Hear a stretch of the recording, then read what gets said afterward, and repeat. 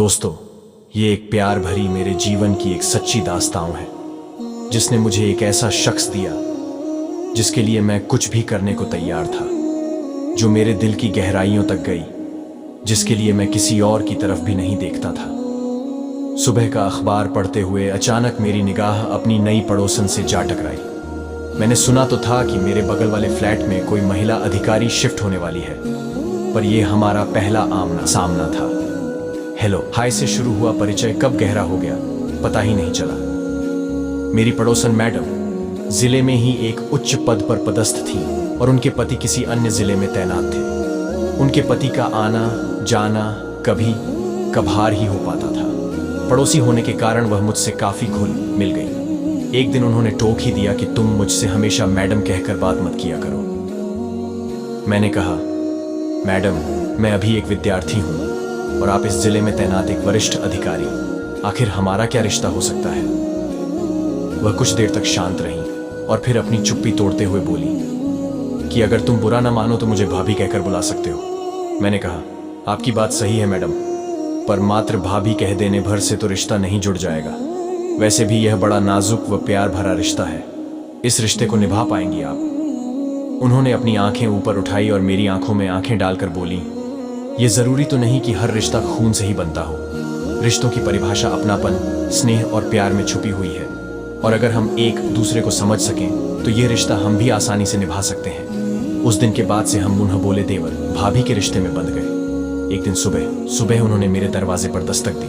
Good morning जनाब, विद्यार्थी जीवन में घोड़े बेचकर सोना अच्छी बात नहीं है। अच्छे विद्यार्थियों की तरह अपने करियर पर ध्यान दीजिए और पढ़ाई लिखाई में जुट जाइए।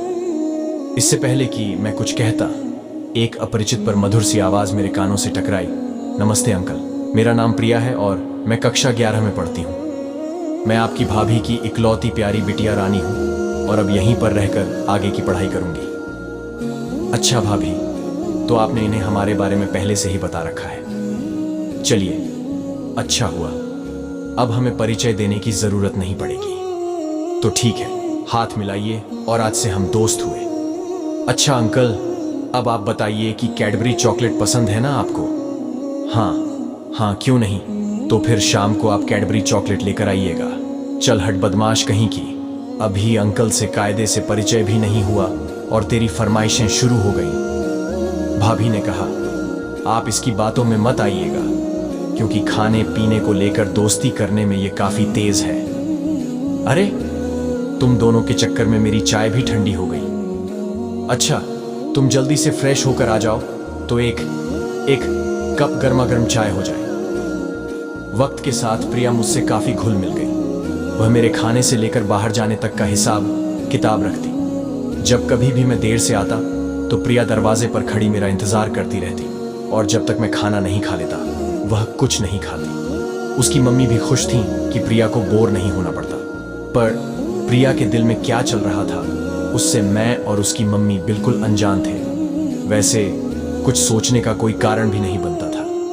अगर आपको ये कहानी अच्छी लगी हो तो ज्यादा से ज्यादा शेयर कीजिए अपने दोस्तों को, और चैनल पर नया है तो चैनल को भी सब्सक्राइब कर लीजिए।